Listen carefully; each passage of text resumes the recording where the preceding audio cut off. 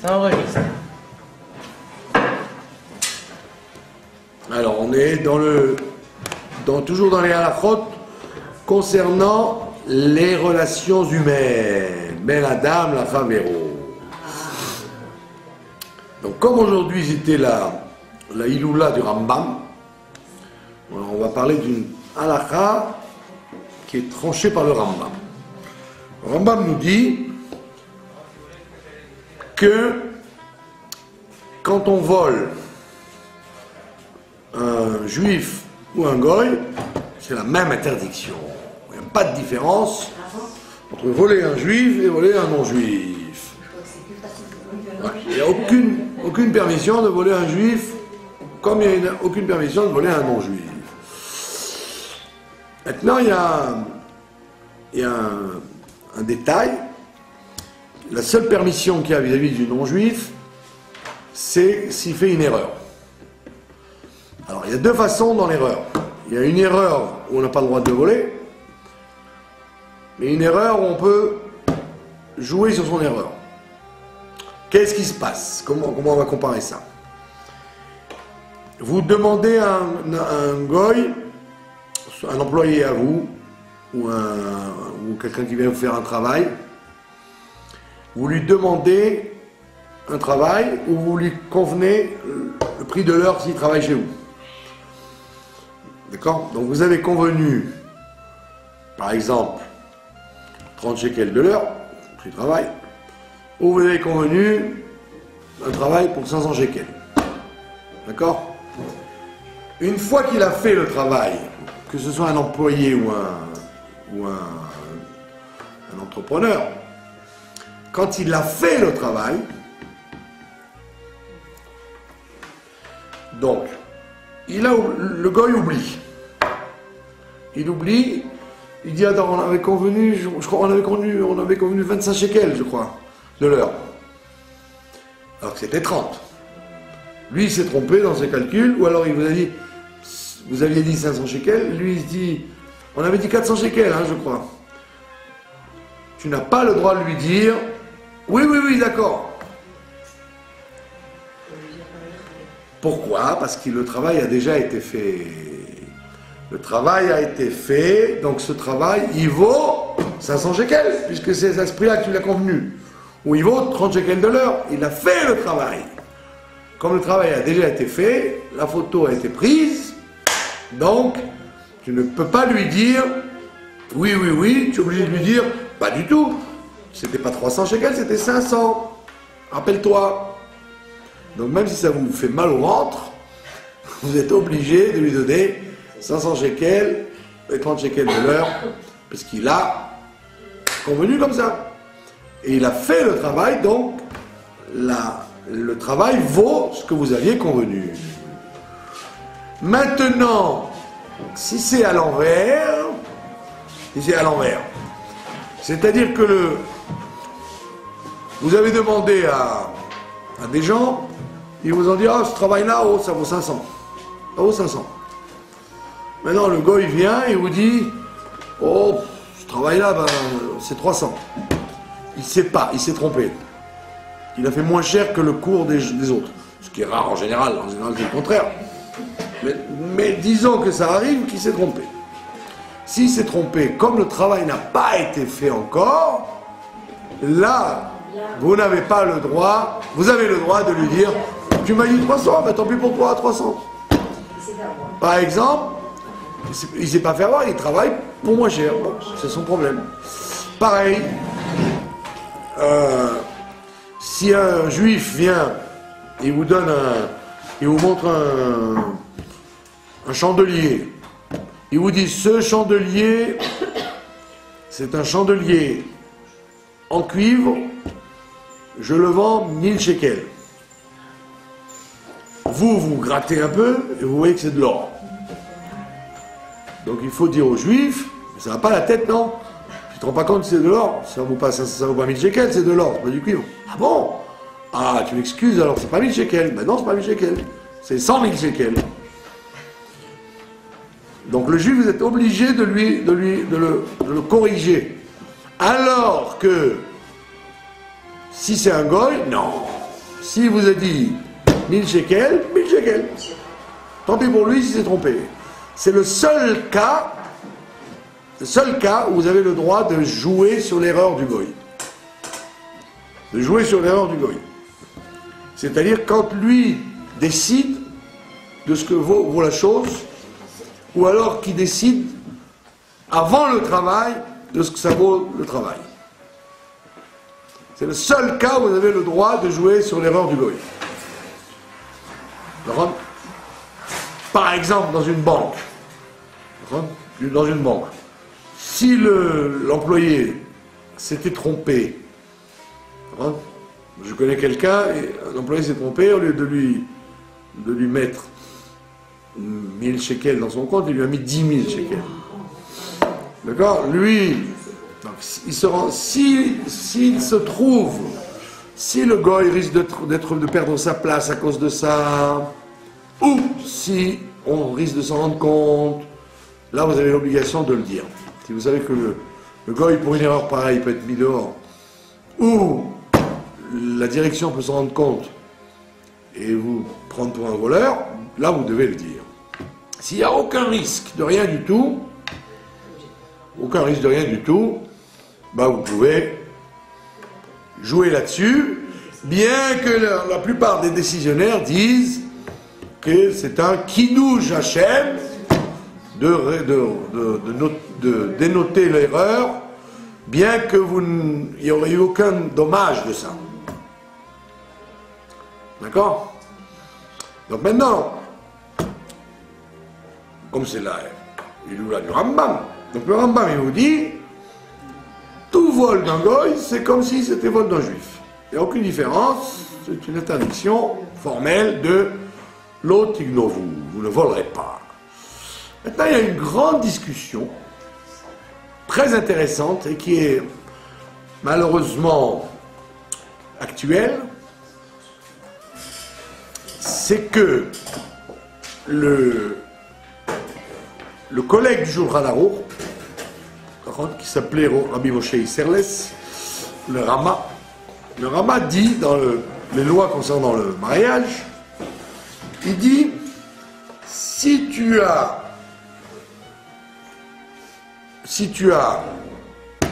fait des kiddushin, tu t'es marié avec une bague que tu as achetée, avec de l'argent volé à un goy, le Rama dit que ça s'appelle un mariage. Malgré tout. Le Rama dit que ça s'appelle un mariage. D'accord? Maintenant, tous les décisionnaires qui viennent après lui, tous les décisionnaires sans exception, qui viennent après le Rama, disent c'est une erreur de psak, c'est une erreur fondamentale, c'est évident qu'elle n'est pas mariée, puisque c'est le fruit d'un vol, et donc tout mariage qui est fait avec le fruit d'un vol n'est pas un mariage. Et ils amènent la preuve qu'effectivement, il y avait une erreur dans les manuscrits sur lesquels le Rama s'était reposé, et donc ils disent tous, sans exception, que ce psak n'est pas bon. C'est comme m'a dit le Rambam, tout ce qui est volé d'un goy t'appelle volé, et donc n'a pas le droit d'en profiter. Et donc ça met en cause automatiquement tous les gens en Amérique ou en France qui ont l'habitude de vivre de ça, du vol des goïms, qui mentent sans arrêt au téléphone ou à un truc, qui vendent et qui trompent le goy. Tromper le goy, c'est aussi interdit. Ça fait partie de l'interdiction de voler le goy. Le tromper, c'est-à-dire lui dire une chose qui n'est pas vraie. Lui dire, oui monsieur, le produit qu'on vous vend, c'est une publicité à des millions d'exemplaires alors qu'elle n'est même pas à 300 exemplaires. Ça s'appelle tromper le goy, et donc cet argent est de l'argent interdit. Bon, il y a des tas de gens qui vivent de ça. 99% de leurs activités, c'est de mentir et de voler. Et ces gens-là, ils se marient. Donc ils font bien évidemment un mariage luxueux, puisque c'est de l'argent facile. Et donc, en vérité, ils ne sont pas mariés. Ils ne sont pas mariés. Ils vivent comme s'ils étaient en concubinage avec la fille, puisque l'argent avec lequel ils se marient, c'est un argent volé. Et donc, ça pose un problème qu'ils ne sont pas mariés, et donc leurs enfants ne sont pas nés dans la doucha, etc. Donc, il y a tout un problème de continuité, pas de mamzerim. Pour mamzerim, il faudrait qu'il y ait un adultère. Ils n'ont pas été mariés, ils vivaient en concubinage avec une dame sans être mariés avec elle. D'accord? Donc, en ce qui concerne déjà tous les frais qu'ils font, etc., les hôtels, déjà il y a un problème si l'hôtelier a le droit d'accepter cet argent, puis c'est de l'argent volé. Mais le plus grave, c'est le mariage. La bague de mariage, donc il vaut mieux. Si vous connaissez quelqu'un comme ça, on peut en connaître des centaines, tel point qu'Interpol a installé en Israël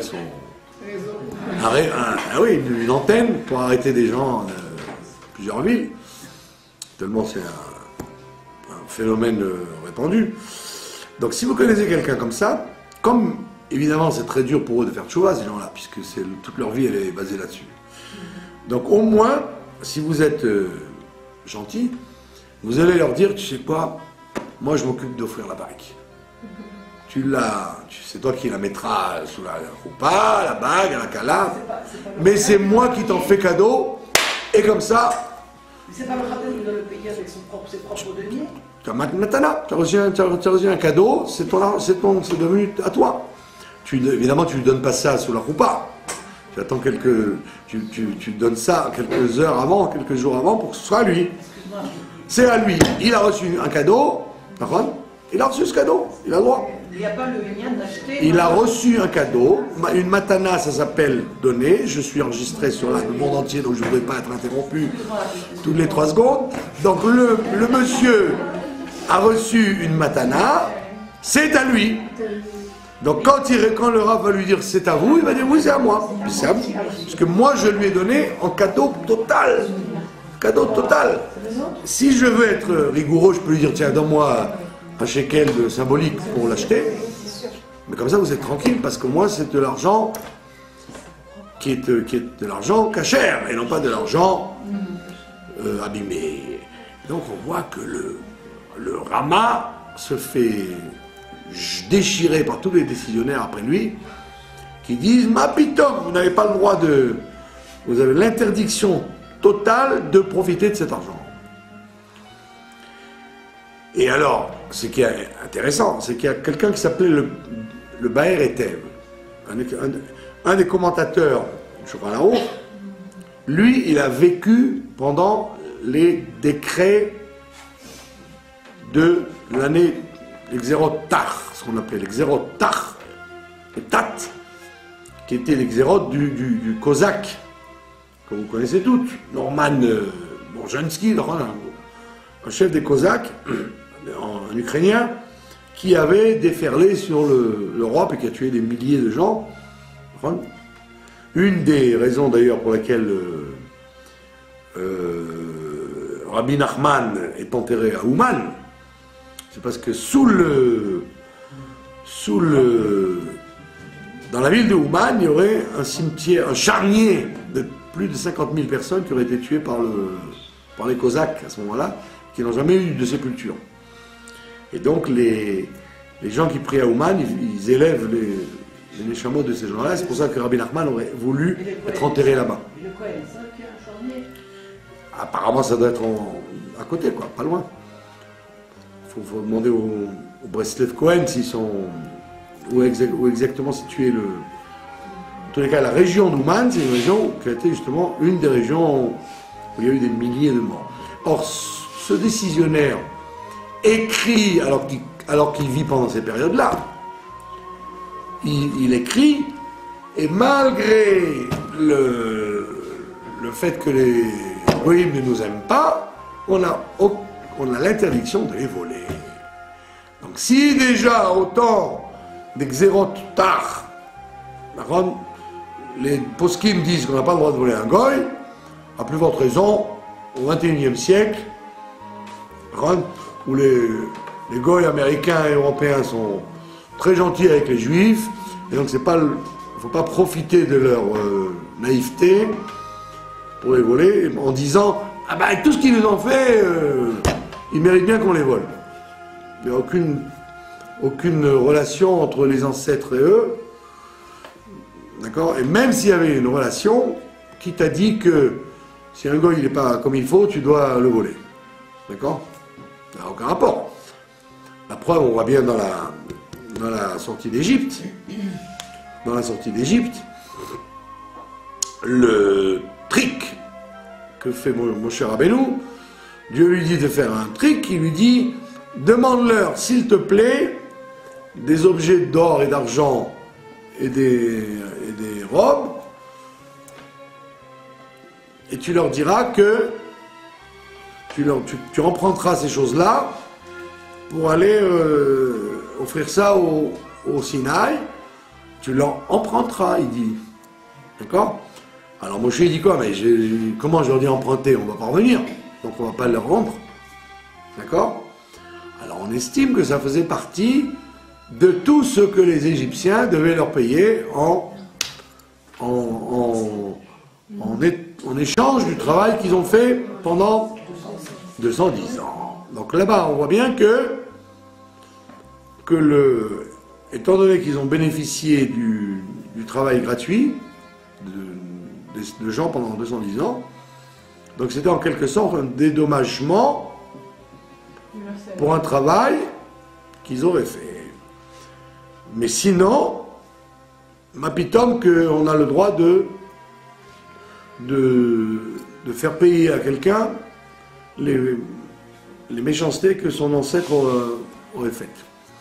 Donc on voit bien que donc il faut en parler aux gens que vous connaissez, parce que les gens sont persuadés, il y a une chita comme ça répandue chez les gens, qu'il y a des agissements qui s'appellent du vol, et qui sont en vérité, qui ne seraient pas tellement graves, puisque ça n'attaque personne. Comme l'absurdité qu'on entend, qu'un État c'est pas quelqu'un, donc on peut voler l'État. Il n'y a aucune base là-dessus, parce qu'il y en a qui vont inventer en disant, à l'époque c'était le roi qui était propriétaire de tout, donc je peux dire que quand je volais un État, je volais le roi. Donc je volais quelqu'un. Mais aujourd'hui, c'est qui l'État? C'est François Hollande, c'est Obama, c'est quoi l'État? Donc oui, c'est évident que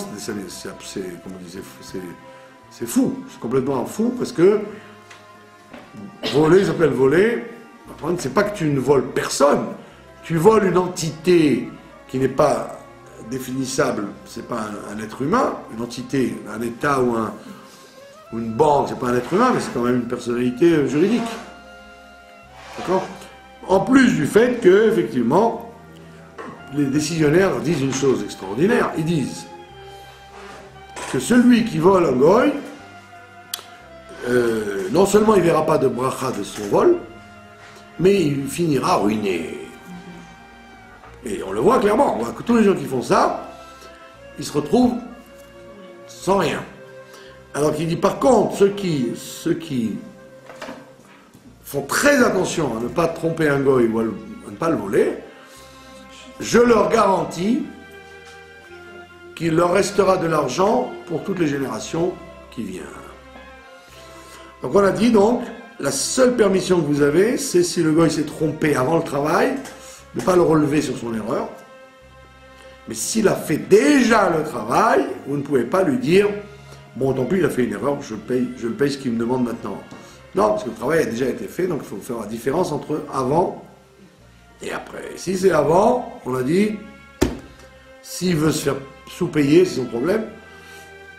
Alors que s'il l'a fait après, vous ne pouvez pas jouer là-dessus, puisqu'il a fait le travail. Donc si le travail a été calculé 500 shekels, vous ne pouvez pas lui dire maintenant Ah, tu m'as dit 300, on a 300. Non, si tu as dit 300, tu as dit, mais non, tu m'avais dit 500 au départ. Donc il a fait un travail qui valait 500, vous lui donnez 500. Il n'y a qu'au départ, vous avez le droit de... D'accord? Donc c'est un très très gros problème d'employeur à employé. Et quand vous faites faire un travail, il faut toujours faire attention à ça. Surtout qu'on sait très bien que quand on s'habitue à voler quelqu'un, après on ne fera pas la différence entre le juif et le goy, le tzaddik et le gentil et le méchant, l'étranger et le pas étranger, le noir et le blanc. On intègre en soi une mentalité de voler, donc automatiquement elle s'intègre en soi et donc on a le réflexe de vouloir toujours gratter quelqu'un et c'est très très dangereux. D'accord? Est-ce que vous avez des questions?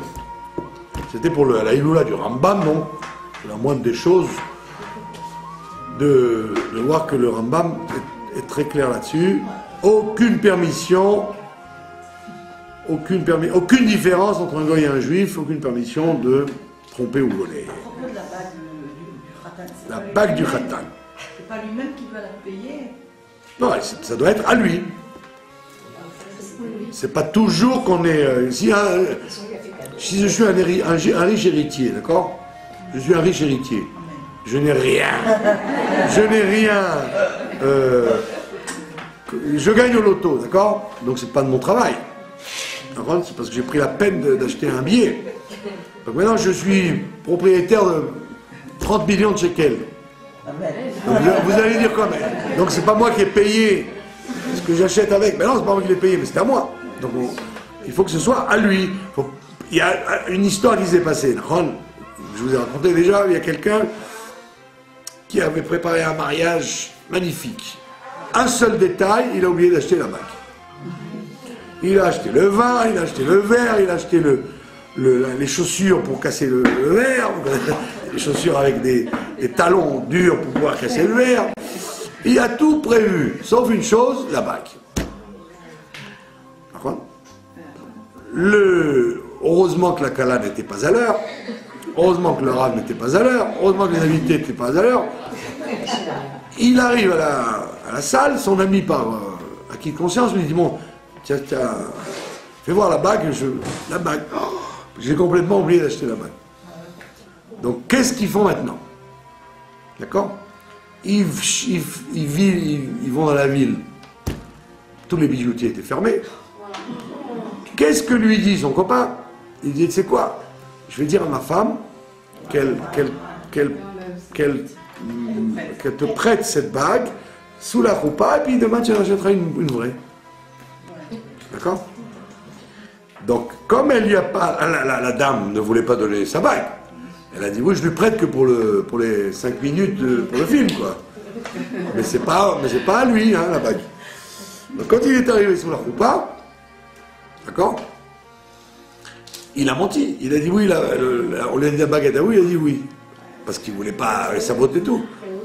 Et le gars qui lui a proposé ça, il était mal, parce qu'il a dit que j'ai raconté n'importe quoi, etc. Donc vous voyez, il a fallu qu'après, le lendemain, quand ils ont su qu'ils prennent deux témoins, qu'il achète une vraie bague et qu'il refasse la cérémonie devant 2 témoins pour dire qu'effectivement maintenant c'est vraiment la bague est vraiment à lui. Donc là il y a un problème, parce que c'était un prêt déguisé en don. Mais si c'est un don, c'est un don. Et comme j'ai dit, tout simplement, si tu veux être, faire bien les choses, tu dis, écoute, donne-moi 20 shekels, et voilà, mais moi ça me fait tellement plaisir, je voudrais que la bague soit à mes frais. Pour ne pas lui dire,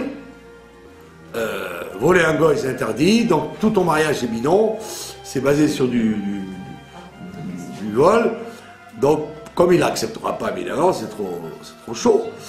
Donc au moins vous pouvez sauver l'histoire de la bague. Même si le reste vous ne pouvez pas le sauver. Il y a eu une histoire d'ailleurs à Ashdod, je vous ai raconté, non? À Ashdod, il y a eu une synagogue qui a entièrement brûlé avec des fauteuils rouges. Ils ont fait ça. Ils ont fait une synagogue magnifique, des fauteuils rouges, comment on appelle ça, des boiseries. Des boiseries, des Chagall, vous voyez, des vitraux. Et un jour, il y a eu un court-circuit, tout a brûlé, même les effets-tours. Tout a brûlé. Il ne restait plus rien.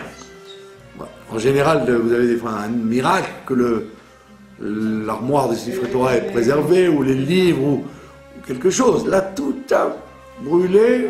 C'était horrible à voir. Et c'était pas ni une vengeance, un court-circuit. Ils ont été voir un Rav, pas Mekoubal, pas au Hachem, un normal, pas qui raconte des âneries sur le dos de la Kabbalah, un normal. Et il a dit, mais c'est normal, cette synagogue a été entièrement construite avec l'argent volé. Donc c'est normal qu'elle puisse pas durer. Une synagogue qui a été offerte avec les petits sous des gens et les efforts et les gens pauvres qui ont offert des livres et des tables et des chaises, ça reste. Ça reste comme le temple. Le mur qui a été construit par les pauvres, il est resté. Mais là, c'est par du vol. Qu'est-ce que vous voulez que ça le bon Dieu, il veut pas ça, il vomit ça. Donc tout a brûlé, c'est normal.